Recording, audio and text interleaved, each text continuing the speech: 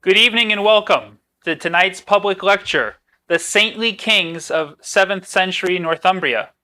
My name is Alexei Bushino, and I'm the Communications and Development Director at St. Photius Orthodox Theological Seminary here in Etna, California.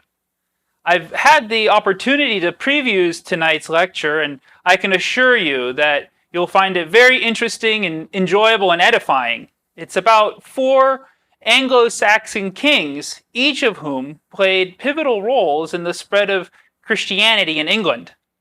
Their names are sort of the convert, the missionary, the martyr, and the penitent, which sort of gives us a clue of what their role was. A decision's been made to split tonight's lecture into two parts. So the first part is this evening, and we'll conclude the lecture tomorrow at the same time, so 5 o'clock Pacific time. Today we're going to focus on the first two kings, the convert and the missionary, and tomorrow's concluding lecture will be about the martyr and the penitent. We will be having a question and answer session each evening, and I encourage everyone to submit their questions to ask@spots.school. ask@spots.school. I also wanted to thank everyone who has filled out the survey or emailed us their comments, suggestions, and encouragement. We found them very valuable as we've continued to make improvements in the quality of these live stream public lectures. So please take a moment to fill out the survey. The link to the survey can be found in the description of the YouTube channel. So without any further ado, I'd like to introduce our speaker tonight. Mother of Praxia is a nun at the convent of St. Elizabeth, the Grand Duchess of Russia. She was part of the first graduating class of the seminary, where she earned a bachelor's degree in theology. Currently, she's a teaching assistant at the seminary with a focus and instruction on the New Testament and dogmatic theology under the direction of Professor Father Yidi Yan. So again, please join me in welcoming Mother of Praxia, and thank you so much for giving us this wonderful lecture.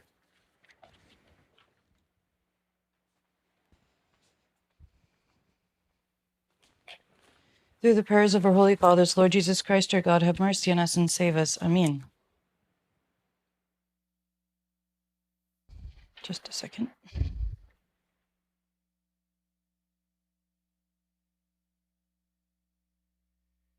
So thank you very much, Alexei, for your introduction.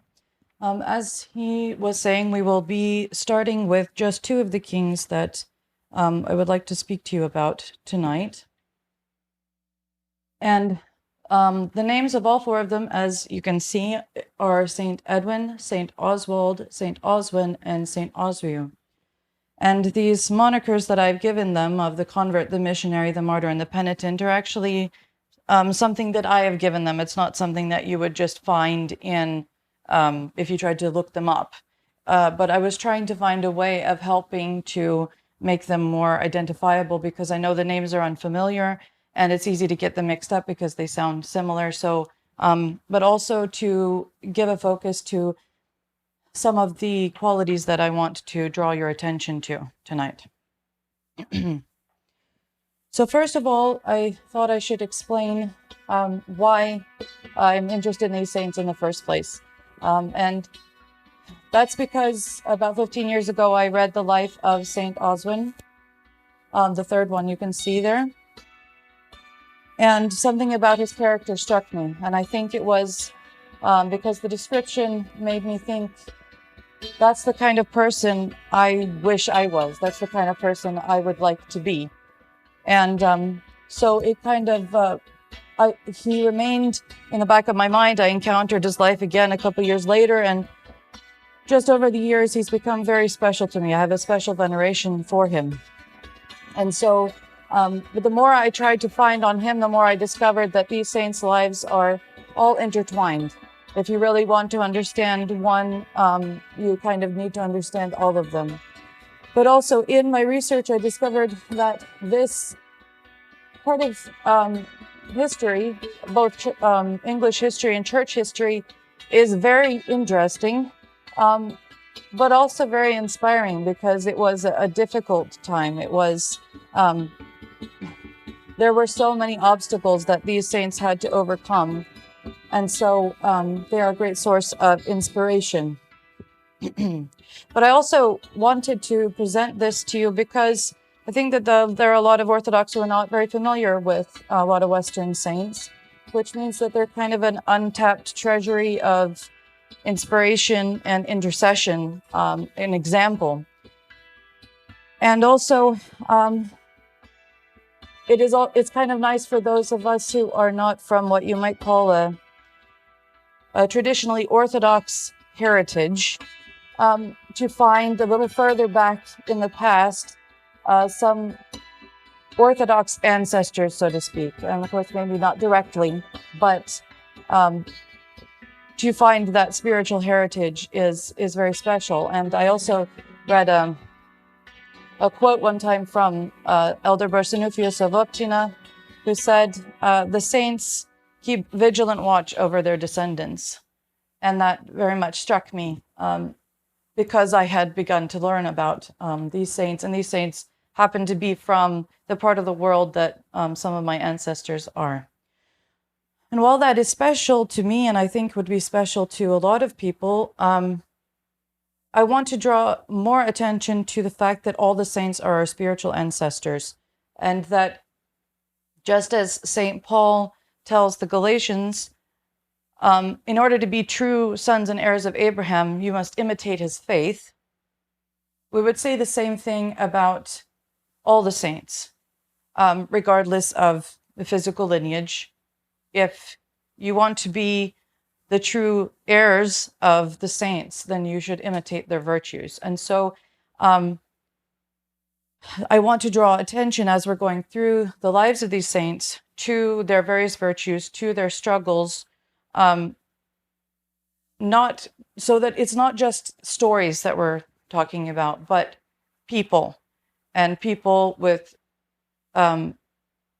temptations that they overcame, and passions that they conquered, and virtues that they cultivated, which can really be of help to us in our own spiritual struggles.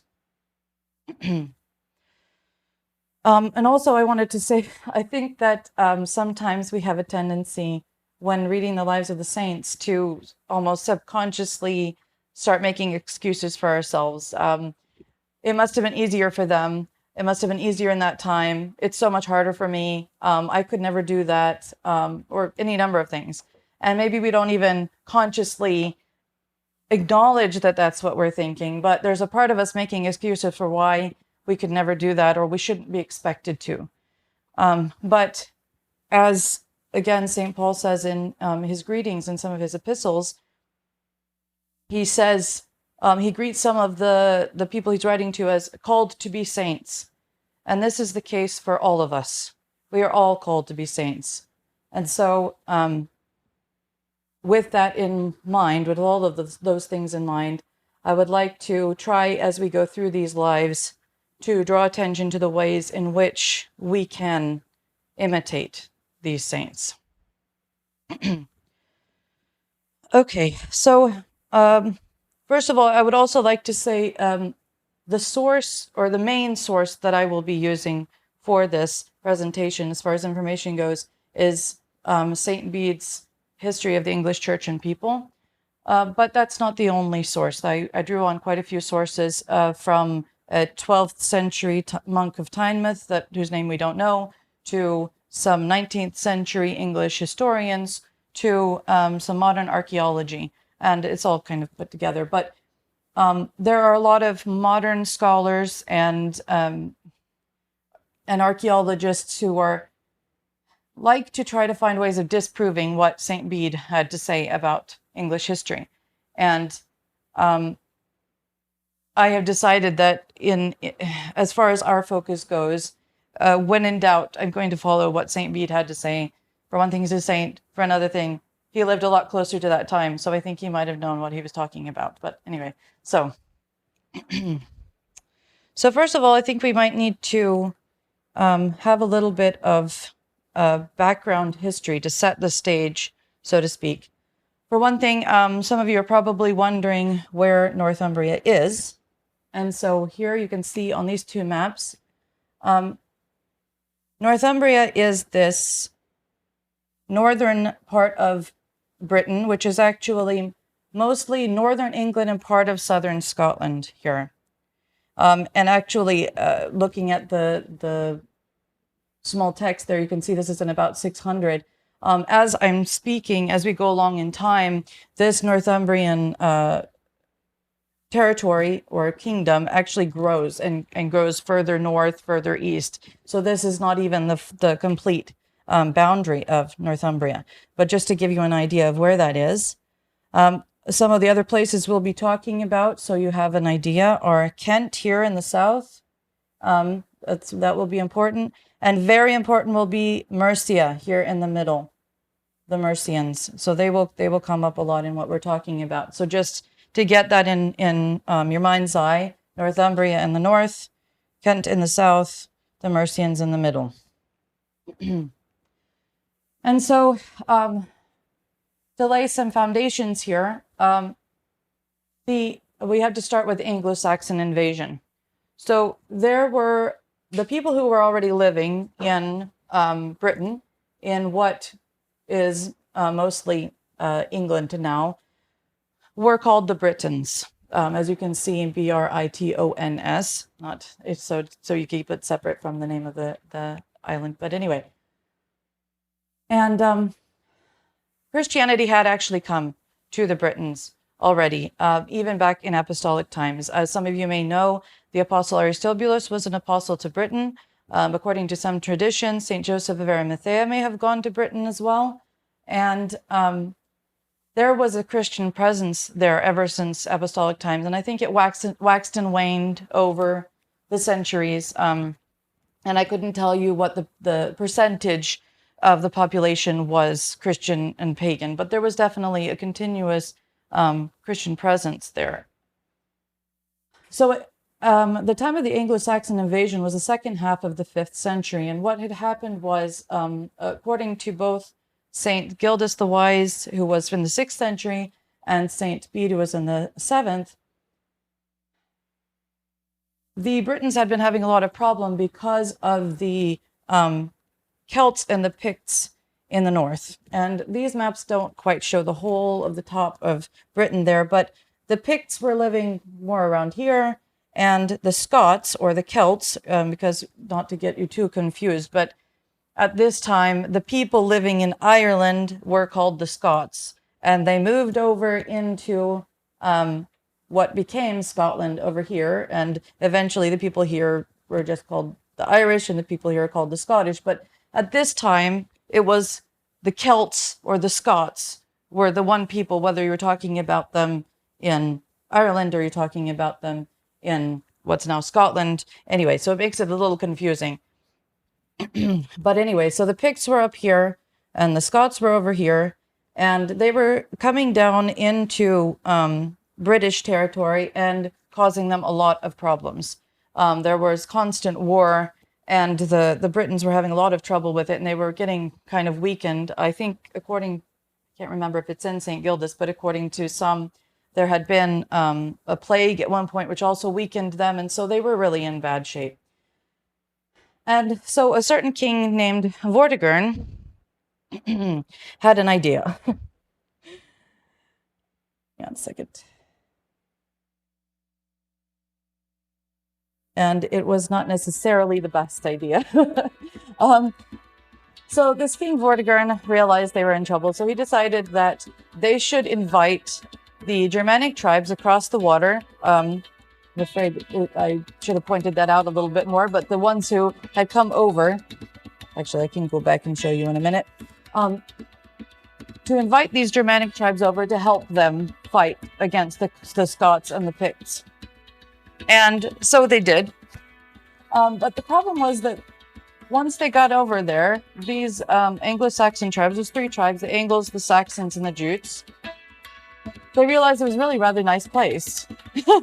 And they had good farmland, and then it occurred to them that if these people were not strong enough to defend themselves from the Scots and the Picts, then they probably weren't strong enough to defend themselves against them either. So at first it started with them asking for more pay, and then asking for more and more, and it finally came to the point where Vortigern couldn't afford it anymore.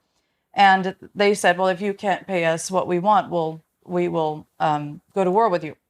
So they did, and they joined with the Britain's enemies against them. And they ended up driving, we'll go back to the map here if we can. They ended up driving the Britons into the east here and taking over the land. So as you can see, while it was not cut and dried exactly where all the tribes went, generally speaking, the Angles who came from what is now Denmark settled mostly in Northumbria and Mercia, and the Jutes, who are from further north in Denmark, settled down in the south here in Kent and part of Wessex. And the Saxons, who were from sort of where northern Germany is here, ended up sort of filling in the spaces in between.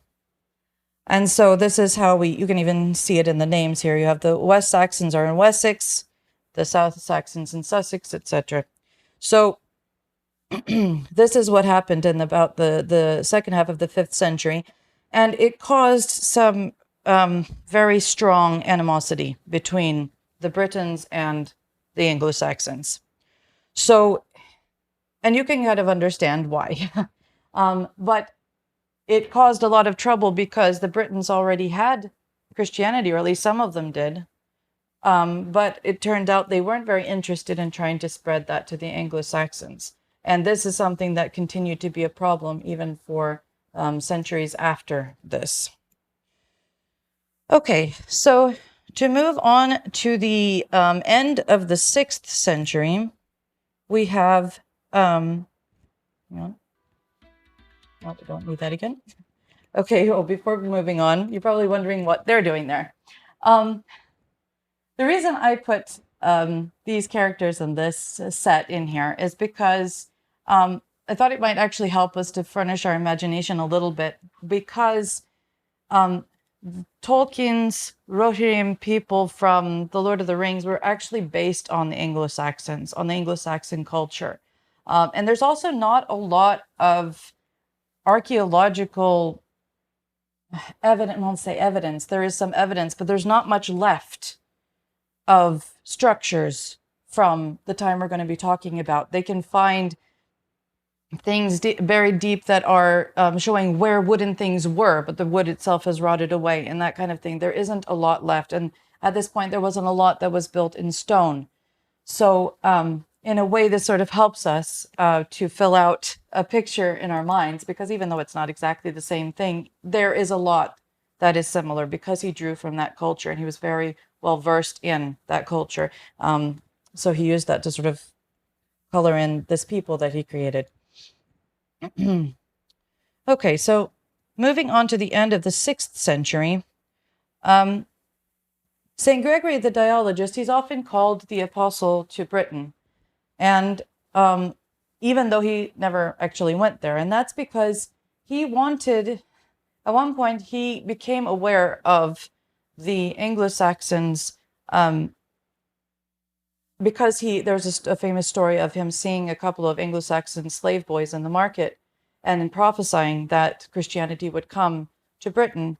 And he wanted to be the one to bring it there. But right when he was about to go, the people of Rome said to their current pope, "What are you doing? Why are you letting him go? We can't spare him."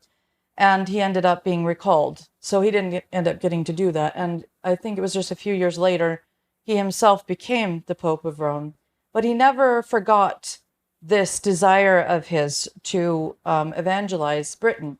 And so once he became Pope, he set about organizing missionaries to send to Britain, which he did.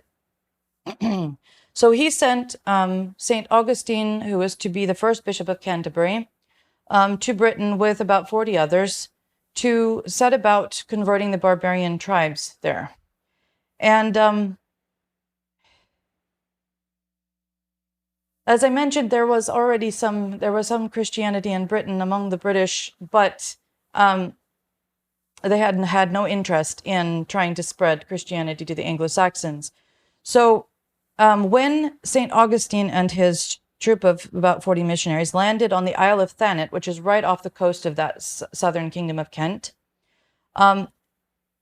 it wasn't too difficult for them actually to gain the ear of the king of Kent named Ethelbert, who actually became a saint. So Saint Ethelbert, but at this point he wasn't a Christian yet.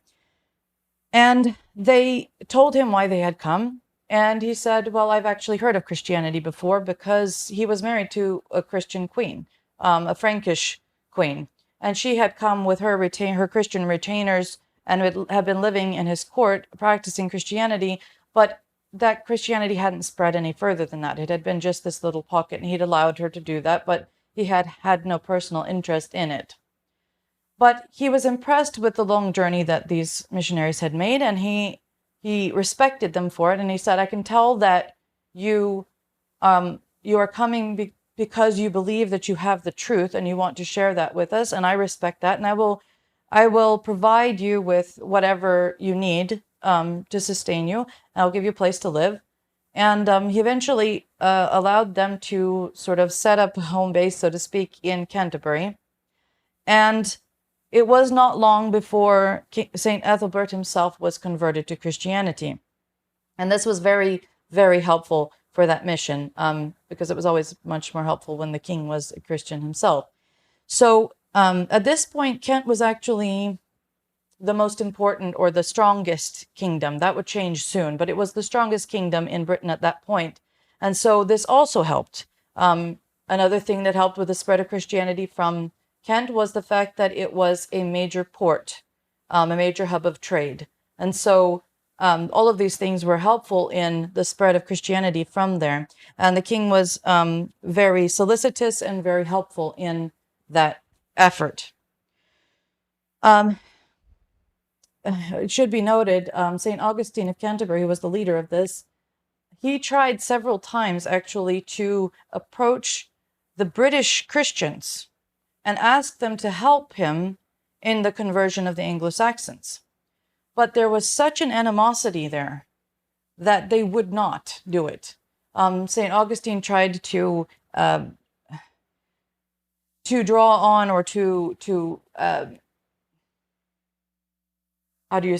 get them to act in a Christian way, and to be interested in helping with the salvation of souls. But there was such a strong, I guess you could say, a kind of philitism. There was such a strong rancor there that even that they saw this Christianity as belonging to them. And they resented the Anglo-Saxons, and they had no interest in giving them what they had. Well, St. Augustine actually prophesied to them that this would lead to a great deal of suffering and disaster, and it really did. It was very sad, because there was a battle where I think it was 1,200 monks had come to pray for the British army. And when the Welsh king who was there, well, that was a Welsh king, I don't remember who it was, sorry, I don't remember, but the one who was going to fight them, who was a pagan, found out what those monks were doing there. He attacked the monks, and he slaughtered the lot. Then the guard that was supposed to protect them vanished. And this was a fulfillment of that prophecy, because the British were not interested in helping in the conversion. So anyway, that's a little bit of a background there, because to give you an idea of this dynamic. So anyway, we don't have time to dwell on it, but one thing that's kind of interesting too is that along with the spreading of the message of the gospel, there also went the spread of the chant that we know by St. Gregory's name.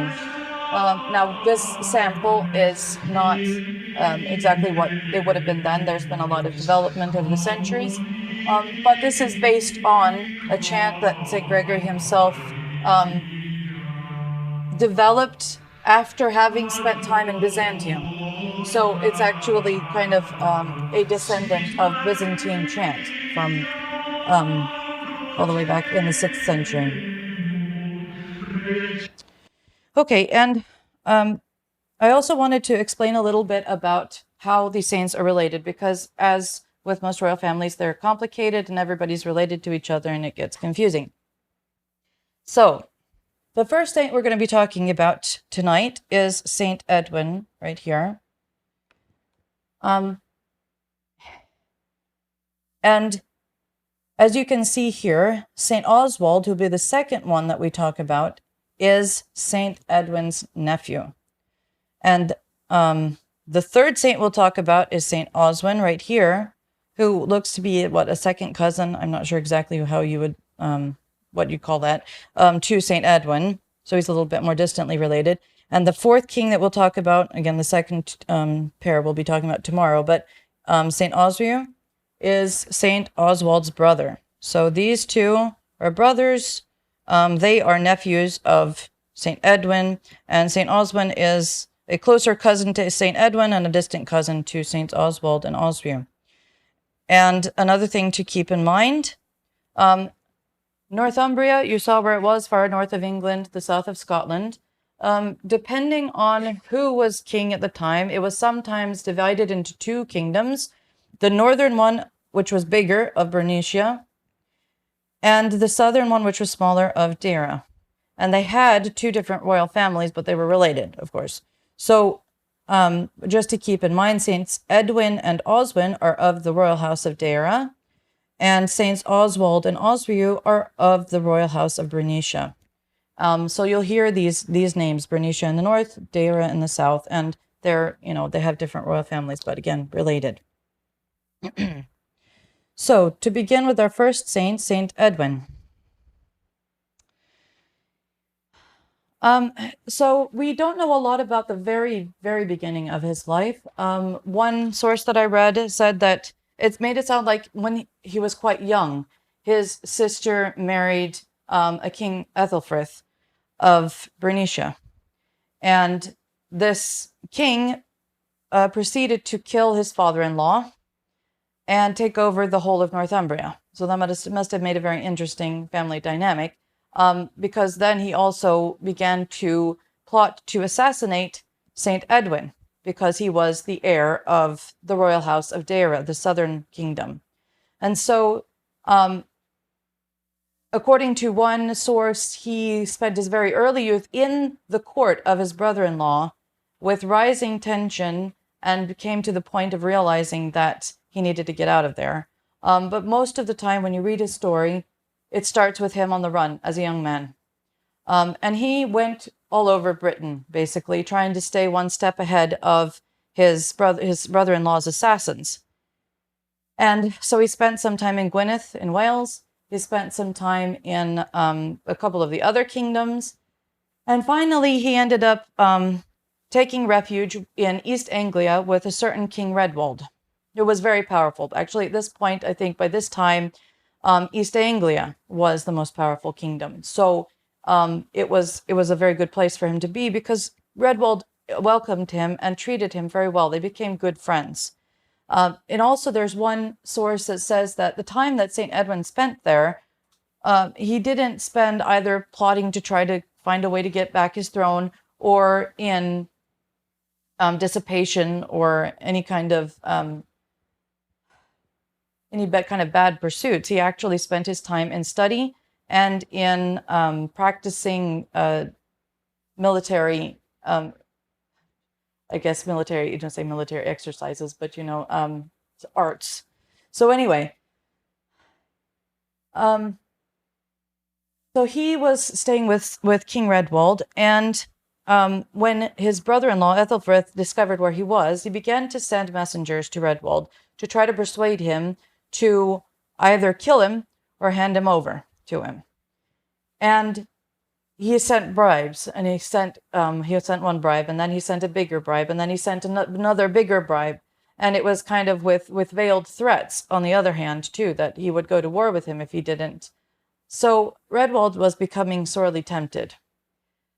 Well, one night, a friend very close to St. Edwin came to him and told him that Redwald had decided to betray him. And this friend said, I'll show you somewhere to hide. I'll take you somewhere. And St. Edwin actually basically said, where would I go? I've been everywhere. And he said, and my friend has not actually yet broken trust with me, and I will not break trust first. Said, if I must die, I would rather die at the hand of my friend than at the hand of my enemy. And so, while this greatly saddened him, he did not become angry. And but he was very troubled by this, and he went out of the palace in the middle of the night and sat on a rock before the palace and was pondering on these things, trying to figure out what he was going to do, when a stranger appeared before him. He didn't know from where or anything, and it seemed very strange to him. And the stranger asked him, what are you doing out here in the night, and why are you so upset? And St. Edwin kind of said, what is it to you? And the stranger said, do not think that I do not know why you are troubled. I know what the situation is that you are in, but I come to ask you a question. He said,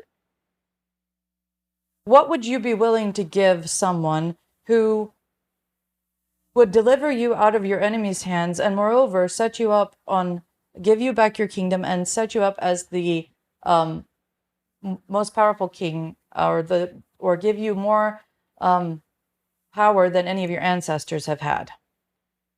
And St. Edwin said, well, I would give them anything in my power. And this visitor said, and if this same person could give you the most salutary counsel of anyone you've ever known, would you promise to follow it?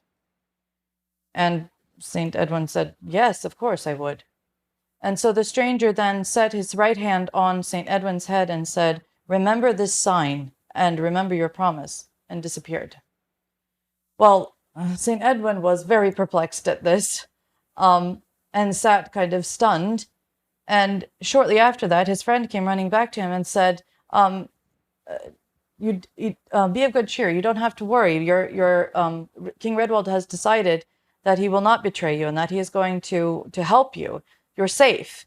And so St. Edwin came back in, and it turned out that Redwald's queen had admonished him and had told him that it was unworthy of him to turn on his friend like that, and she had managed to change his mind. As an aside, I would say that it's kind of an interesting thing about the Anglo-Saxon culture, that women actually had a lot of clout. They had a lot of respect.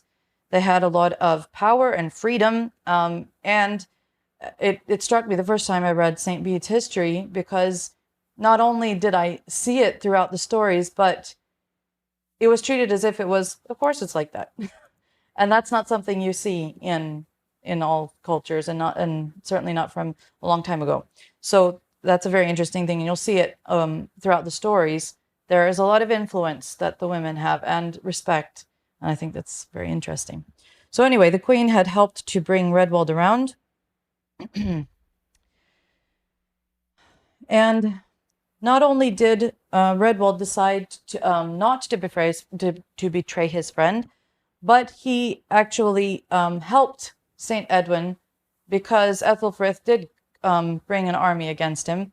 But Redwald met him in battle, and they were victorious over Ethelfrith, and Ethelfrith was killed. And suddenly, St. Edwin found himself king of the whole of Northumbria. And because of I can't really give you the details of all of the dynamics there, but because of the situation, he actually became king of an even larger territory than Ethelfrith had. So anyway, I also wanted to share this with you, just as an aside. I don't know if any of you are familiar with the find at Sutton Hoo in the 1930s. There was a a ship burial found, containing some beautiful treasures. Unfortunately, only the metal things really survived, and that helmet is this helmet is a reconstruction from the pieces that were found. That's not the actual thing, but because of the dating of the place of the find and the placement, most theories have it that this was actually the burial of King Redwald of East Anglia. So these beautiful treasures give you a little bit of a glimpse into the culture, the handicraft of this people. But it's also just kind of interesting that these things are very likely to have belonged to the very King Redwald we've just been talking about. Okay, so here are some pictures of Gefren, also known as Gefren, which is in the very far north of England. These pictures here on the bottom are actually reconstructions that people have made from archaeological finds in this place. Most likely this is what, or generally speaking, what the buildings looked like in the time of St. Edwin, because this was his royal seat in the far north. When he was in the south, his royal seat was in York. But when he was in the far north, this was his residence. And they found this kind of wedge-shaped, almost amphitheater kind of thing. And this great hall kind of evokes Beowulf, because Beowulf was a story actually set very close in time to this. And there's a lot of similarity you can kind of see throughout the stories and the setting, that there's a lot of similarity there because of this kind of same culture. But anyway, so that's just to give you a kind of general idea of what it may have looked like. And also we have the Golden Hall of Medusal, because again, this was like the heart of a king's residence or king's seat, would to have this great hall, and then with all of his nobles around him and that kind of thing. So just again to fill out our mental picture a little bit. So once St. Edwin had established himself as King of Northumbria, he sent messengers to Kent in the south to ask for King Ethelbert's daughter in marriage, and her name was Ethelberga. She became a saint too, so Saint Ethelberga. But at first he got refused, because the message came back and said to him that it's not fitting that a Christian maiden should be married to a pagan husband. This is not acceptable. And she might be corrupted, she might be led astray, it's not a good idea, etc. Well, St. Edwin sent back to King Ethelbert and said that he promised that he would not obstruct her practice of her religion at all, that she could bring as many retainers with her as she liked. They could freely, and all of them would be allowed to freely practice their Christianity. He would not interfere. And he said he would even consider converting to Christianity if, once he had looked into it, he found it to be true. So they consented, and St. Ethelberga was sent north to become the Queen of Northumbria. Now, along with St. Ethelberga came a newly consecrated bishop, St. Paulinus, who was one of those original missionaries sent by, along with St. Augustine, sent by St. Gregory. And so he came with her in order to help to keep a regular order of services and to maintain her and her retainers in Christianity. But there was some hope that he would also be able to spread Christianity when he got to the north. But in the beginning, it looks like he didn't have a lot of success. In the time before St. Edwin converted, St. Paulinus did try to preach, but it didn't make very much headway. So they were living a pious Christian life, even though they were living in the court of a pagan. And now St. Edwin had become what was known as the Redwald, which was the overlord of Britain. So there were other kingdoms, other kings, but he was like the king over those kings. But this was not very popular. And the King of Wessex didn't like it very much. And one time he decided to send an assassin disguised as a messenger to the court of St. Edwin. And so while he was delivering his message, or supposedly delivering his message, he suddenly lunged forward with a poisoned dagger to stab the king. And one of his loyal nobles nearby, having no shield at hand, threw himself between the assassin and his king and took the blow. But the blow was so violent that it actually even still pierced the king through the body of his retainer. And since it was poisoned, the king's survival was questionable. Well, this happened to be on the eve of the Feast of the Resurrection, on the eve of Pascha. And this was also when St. Ethelberga was pregnant with their first child. And some say it was because of this attack that it brought on labor pains. She ended up giving birth that night to their first daughter, whom they named Enfleda, who also became a saint. So now the king was wounded, but his daughter had been born healthy and his wife was healthy, and he was giving thanks to his pagan gods for this birth of their daughter. He was very happy about it. And St. Paulinus came to him and told him, it's not your gods that brought this about, but the Christian God to whom we, your queen and I, have been praying, who brought about the safe birth of your daughter and the health of your wife. And St. Edwin was willing to hear him, and he was actually pleased to hear it. And he said, if the Christian God will help me to defeat the king who sent the assassin, then I will think about converting to Christianity.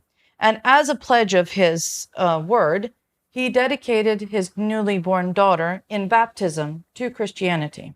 And along with her, 12 members of the court were baptized as well. But at this point, St. Edwin himself had not converted, but he was thinking about it.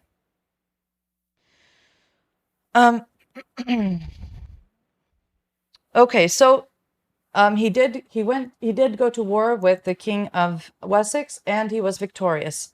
And his wound healed, and he was completely well. And so St. Paulinus tried to kind of remind St. Edwin of what he had said. And it wasn't that St. Edwin was unwilling exactly, but he had a very interesting character, which comes through when you read about him. Because he was the kind of person who really thought things through. He was an honorable, noble, sincere person. And one author that I read suggested that he was actually a sincere believer in his heathen religion, or at least insofar as he had understood it. He had believed it. And so what he held as good or true, he was not going to give up lightly.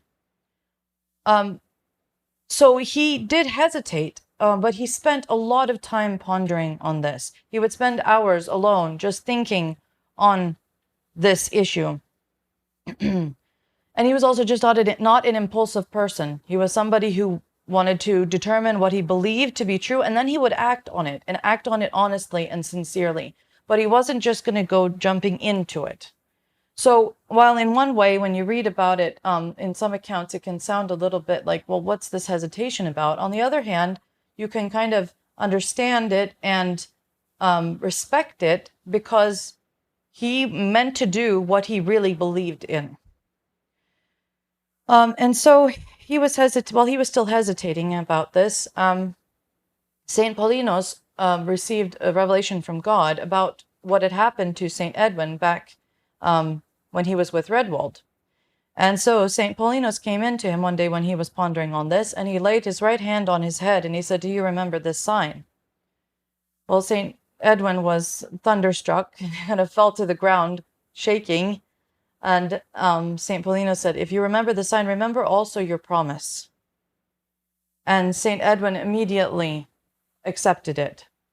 One author also suggested that it had been somewhat confusing to St. Edwin that he'd had this strange visitor who had prophesied what happened to him, but he hadn't known its source.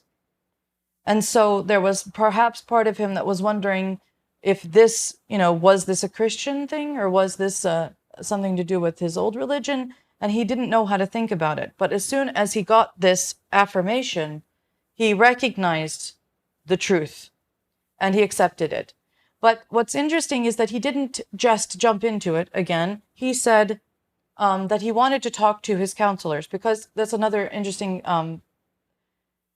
facet of Anglo-Saxon culture. They had kings who were very powerful, but they did not have absolute authority.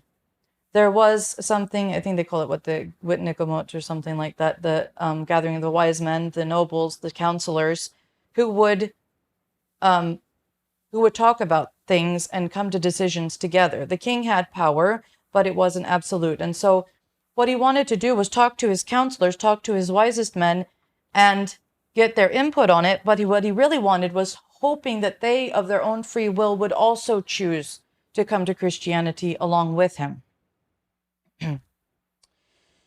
At the council, all of his nobles expressed a favorable attitude towards Christianity. They had been witnessing the lifestyle of the queen and of Saint Paulinus, and the high priest of their idols, named Coifi, you can see his name up there, said, well, if there's nobody who's done more for our gods than I have, and I haven't gotten anything out of it, is basically what he said. And the more I've searched into the supposed wisdom of our ancestral faith, the less I found. And he said, so basically, I'm in. And then another noble said, there's a very interesting story, a kind of anecdote that goes with this. One noble said that our life is like a sparrow in the wintertime that flies into the great hall and then flies out again. It says, while the sparrow is in the hall, everything is warm and pleasant, but it is winter outside. And said it, and it's very brief. He said, it's like our life here. What we don't know what goes before, we don't know what comes after, and this life is so short. If this new religion can tell us something about what there is afterwards, then by all means, we should. So altogether, the whole council agreed on this.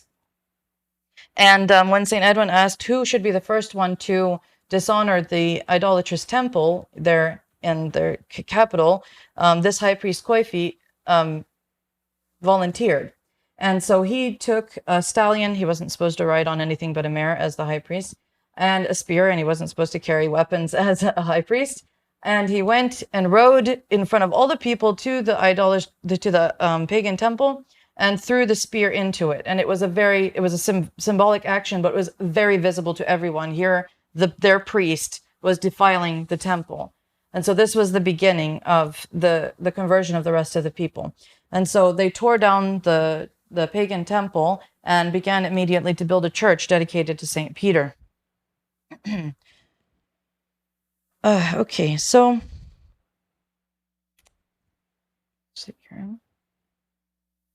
in 627, St. Edwin and his whole court were baptized, and after that, St. Paulinus spent a long time traveling, preaching, and baptizing hundreds and hundreds of people. And so he was constantly at work evangelizing throughout Northumbria, and a large portion of the population were converted at this time. So during St. Edwin's reign, he was a very benevolent and caring king who inspired respect from his people. And he also brought an unheard of peace to the country. It was said that in his time, a woman with her newborn child could walk from one side of Britain to the other without any fear. Such was the peace that he had brought. And this was very unusual in those turbulent times. However, the British king Cadwallen, so again, remember the Britons who were there before, had no desire to accept St. Edwin's overlordship. And he was supposedly a Christian, but he didn't act like one, and he was not he was not very pious, and he had no love for the Anglo-Saxon people, hated the Northumbrians, and so he joined forces with an infamous soon-to-be king of Mercia named Penda. And we'll hear this name several times because he was a real thorn in the side of the Northumbrians, certainly, but of Christian kings all over the place. So this warrior chief named Penda joined his forces with Cadwallen, and they marched against St. Edwin. So in the year 633, only 6 years after St. Edwin's baptism, the forces of the Northumbrians and the British and Mercians met, and St. Edwin was killed and his entire army was routed, and his death occurred on October 12th, 633, and he was only 48 years old.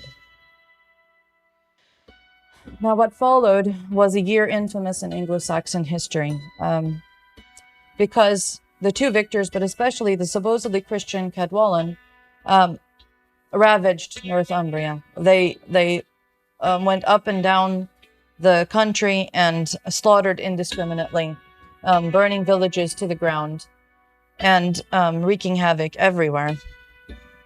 What was more, the Northumbrians reverted to separate kingdoms, and the kings who ascended the thrones of the northern kingdom of Bernicia and the southern kingdom of Deira, named Infrith and Osric, who had both been baptized Christians, as soon as they took their thrones, they immediately apostatized, and they dragged the entire people down with them because they were so newly converted that they weren't well established in their faith.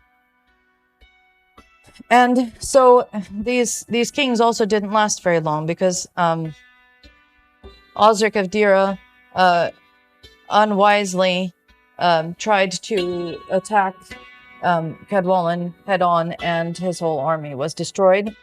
Infrith then decided to try to make negotiations with him. So he met him with only 12 warriors, which turned out to be a bad idea, because while they were in the middle of negotiations, they were all murdered. So so now that the whole people of Northumbria were at the, let's say, lack of mercy of Cadwallen. And this year was so horrible that it became something that the historians wanted to blot out. St. Bede says that historians had added a year to the reign of St. Oswald, who came next, so as to eliminate this year from history, because it was so painful and so shameful and horrible that they wanted to forget it. And I couldn't help thinking when I was going over this that in some way we can kind of understand that, because I think there are some people who might not mind forgetting 2020 as a year of a lot of pain and suffering. So this is different, but you can kind of understand it, and it's an interesting idea. But of course, since St. Bede told us about it, we still know. Okay, so now we move on to our second saint, St. Oswald. As you may remember, he was heir to the throne of the northern kingdom of Bernicia, and when his uncle St. Edwin died, and then the two very briefly reigning kings succeeded him, St. Oswald had in the meantime been living in the north among the Scots, or among the Celts. And there he and his brother, St. Oswiu, who we'll talk about more later, had both been converted to Christianity and had been trained in by the Celtic monks there, because that Celtic church was very monastic oriented, and specifically there was a monastery named Iona, or the monastery of Iona on the island of Iona, that had been founded by a very important Irish saint, Saint Columba. And this became an important monastic center. This was an island just off the coast of what is now Scotland. and it became a very important center for Celtic Christianity. And it was among these Celtic Christians that St. Oswald was formed, and he was brought up as a very pious Christian. Now, when he heard of the plight of the Northumbrian people, he determined to try to do something about it. But of course, it was not going to be humanly very easy to accomplish. But he had very strong faith, and he believed that the cause was just. And so, with a very small but faithful army of Scots, of his friends, he went down to Northumbria. Now, on the night before, or the day before, St. Oswald was going to meet his enemies in battle, he set up a cross, a wooden cross on the battlefield, holding it up with his own hands, and he called the whole army to kneel down before the cross and to pray. And he said, because our cause is just, we go to the defense of our people, we should pray that God will help us to prevail. And that night, St. Columba, you can see there, who was the founder of that monastery of Iona, appeared to St. Oswald and told him to be brave and that God would give him the victory.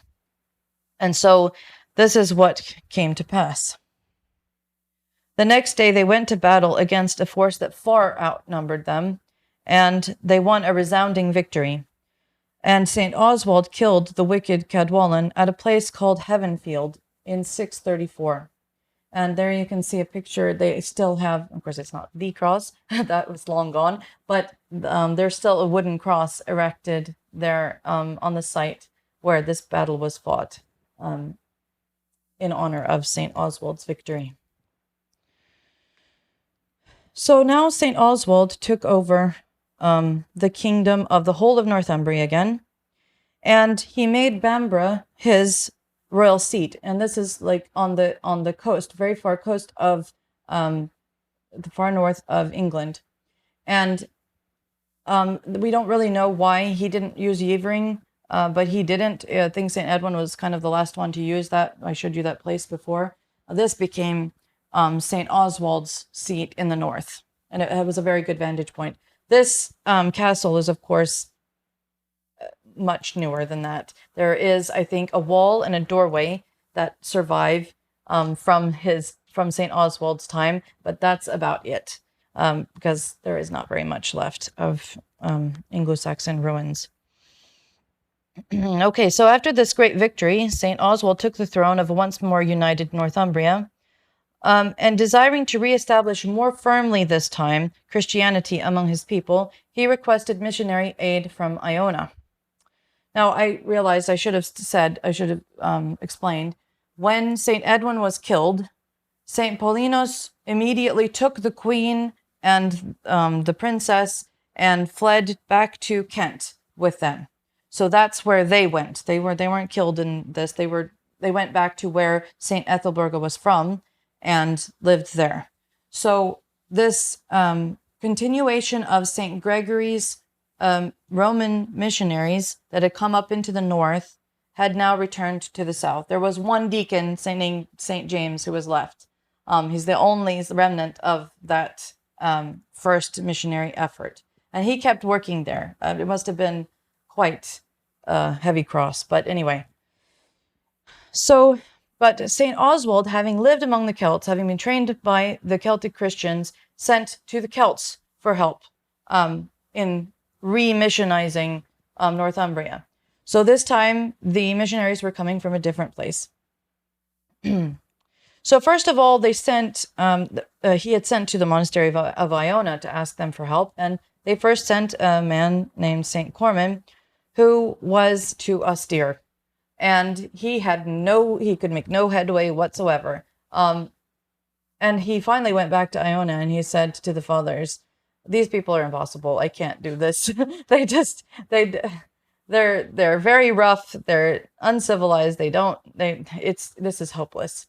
But the fathers of Iona didn't want to leave it there, because they wanted to help St. Oswald in the re-Christianizing of Northumbria. So they had a council about this.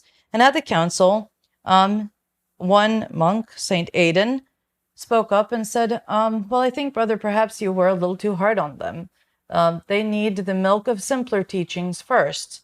And as they mature, then they can accept the meat of more mature teachings. Well, then the whole council decided, aha, there's our missionary, which I have a feeling was not what St. Aidan had in mind. But anyway, so they consecrated St. Aidan as bishop for Northumbria and sent him down to help St. Oswald. And not alone. There were quite a few monks who came with him to help. Now, St. Aidan was a monk and hierarch of the greatest virtue. He was very strict with himself, and he was very strict with nobles who overstepped their boundaries, but he was very kind and generous to the poor and the oppressed. He was a man of continuous prayer, of great asceticism, and extremely unacquisitive.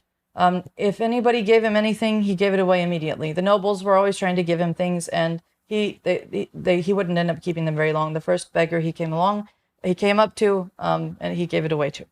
So he was very generous, and he was very strict with himself. He required the monks that traveled with him to memorize the Psalter and to constantly repeat it as they traveled. And he always traveled on foot, which was part of his ascetic labor and also an expression of his humility. So he and his monks sent to aid him in missionizing, traveled far and wide, largely on foot, teaching as much by example as by preaching, which is a very important part of what he did, because everything that he taught, he fulfilled and then some. Now, since he was to be Bishop of Northumbria, he needed a hierarchical seat, and St. Oswald let him choose where he would like it to be, and he chose the island of Lindisfarne. Now, again, these pictures have ruins that are far newer than the time we're talking about, but it's still of interest to see the place. And this monastery, the ruins of this monastery, I think it's from the 12th century, something like that, are built on the ruins of St. Aidan's. But I think those buildings were probably, again, wooden, and there's not really anything left of them. So in 635, St. Oswald gave St. Aidan the island of Lindisfarne at his request as his hierarchical seat. It is also where he founded a monastery according to the Celtic rules of Iona. And this island also reminded him a little bit of Iona. But I should point out that it's not a true island because when the tide is out, you can access it on foot. It's only an island when the tide is in. So it's kind of a half island. So, since St. Aidan was not fluent in the Anglo-Saxon tongue, and St. Oswald was fluent in both languages, the Celtic and the Anglo-Saxon, St. Oswald acted as St. Aidan's translator and worked together with St. Aidan very closely. And the king and the bishop became very close friends and worked tirelessly and zealously in the conversion of the people. And although St. Aidan was very careful not to avail himself personally of any royal favors, giving everything to the poor. St. Oswald not only helped with spreading Christianity within his own kingdom, but even helped beyond the borders of Northumbria. He asked for the hand of the daughter of the king of Wessex, named Quenberga. I don't know if she's a saint. I don't think so, though. But St. Oswald was also instrumental in the conversion of her and her father, and so St. Oswald stood as godfather for his soon-to-be father-in-law. So he was helping to spread Christianity even in other kingdoms. The Celtic monks had a great deal of success in the conversion of Northumbria under the guidance of St. Aidan. And St. Oswald, who had a very short reign of only 8 years, managed to gain greater power and become a Redwald, that overlord, over a larger territory than any of his predecessors. While he also worked zealously to spread Christianity not only among his own people, but also to other kings, such as in the case of his father-in-law. St. Oswald was also known for his generosity to the poor. There's a very nice story about how on Pascha, just as he and St. Aidan were sitting down to the Paschal feast with a large silver dish of dainties before them, A man who had the task of keeping track of giving alms to the poor came in to the king and told him there are a lot of beggars outside asking for alms. So immediately, without any hesitation, St. Oswald ordered that the whole dish be taken out, not only the food be divided among the paupers, but that the silver plate itself should be broken up into pieces and the silver should be given to the poor.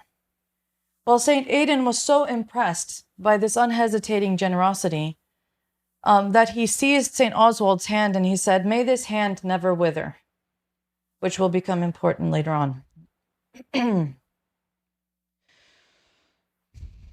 Okay, so unfortunately, this saint's reign was also short-lived, although he accomplished a great deal in a short amount of time. But the fierce Penda that we talked about before was also trying to expand his own territory of Mercia, and tensions between the two kingdoms were very high. Penda tried to make various incursions into Northumbria, and at one time he actually came to the royal city of Bamborough, that you saw, that beautiful coastal place, and taking wood from all the villages that he had just destroyed in the near area, piled it up around Bamborough and set fire to it. Now, as the smoke was rising, St. Aidan was spending some time of asceticism and prayer alone on Farne Island, which is not the same as Lindisfarne, which is right opposite Bamborough. And he saw the smoke and he realized what was happening, and he lifted his eyes to heaven and said, "Lord, see what evil Penda does." And he prayed for the people of Bamborough. And at that, the wind changed and drove the fire back towards the people who had set it.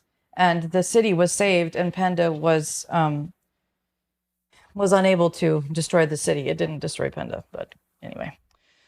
So this kind of thing had been happening, though, over the course of St. Oswald's reign. Penda was constantly causing problems and making incursions into Northumbria. And finally, this came to a head.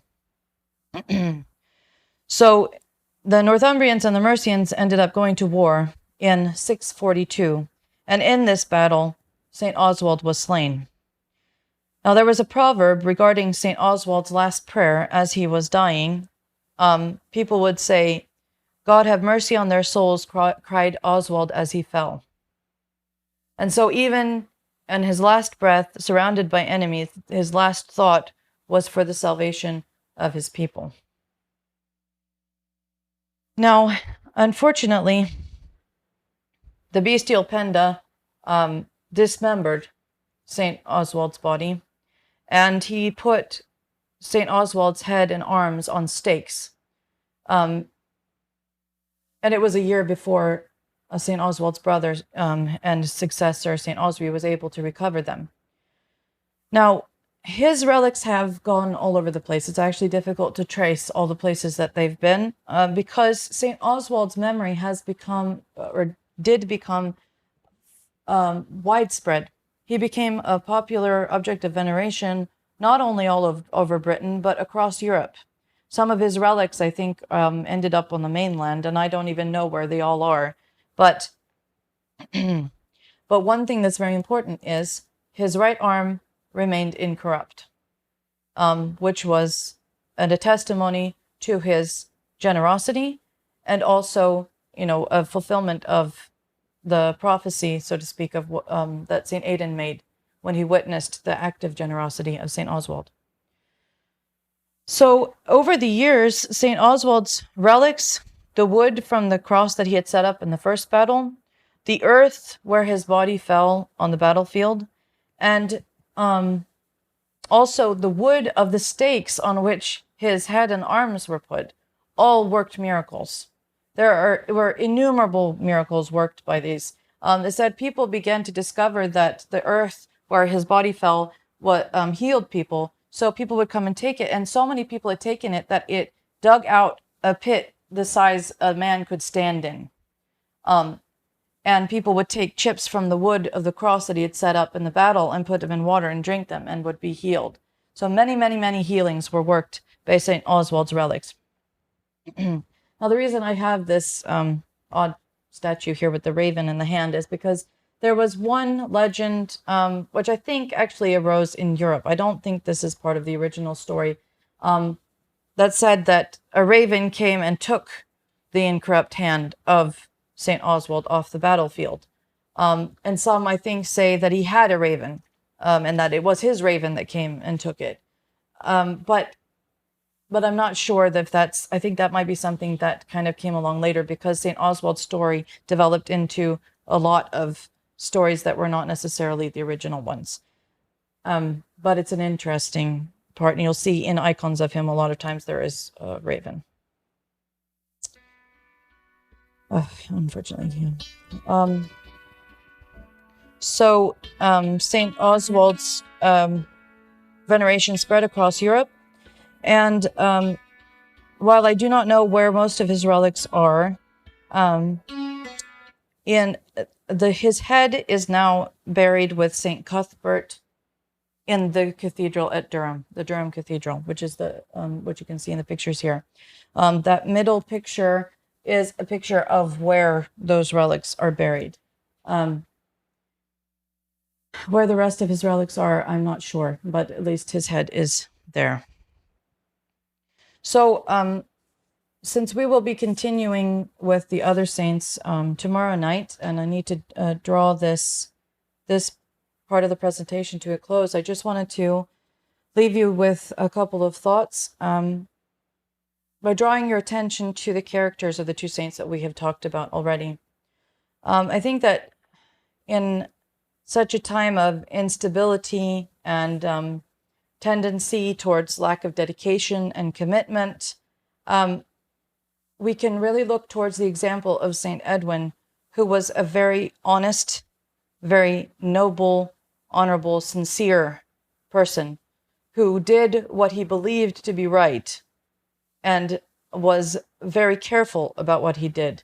While he was hunted in his youth, he still remained trusting of other people and kind.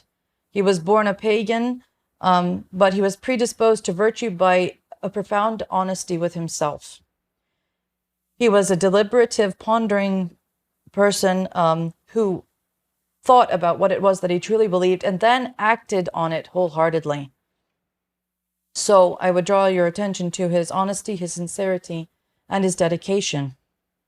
But also, in a time of wavering belief, of selfishness and self-gratification, as well as a kind of disdain for virtue and for monasticism often, I would urge you to look to St. Oswald as someone who put his whole trust in God, even when battling against enormous odds. He had great faith. He was someone who, although he was a king, spent endless labor in missionary work for the salvation of others. He was a man who gave alms generously and without hesitation.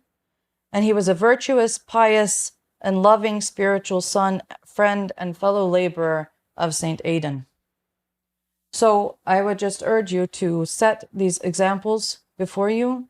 I think we should all look to them, not just as things to admire from afar, but as inspiration and a way of measuring what it is that we should be doing in our own lives. So through the prayers of these holy kings, Lord Jesus Christ, your God, have mercy on us and save us. Amen. Thank you very much.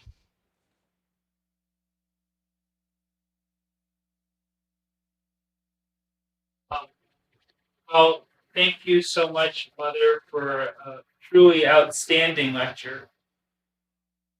I did want to say that we are aware of the technical difficulties with the actual streaming of the lecture, for which I sincerely apologize. We'll post the video later this evening, and on account of the technical difficulties, delay the question and answer session until tomorrow. So thank you and have a good evening.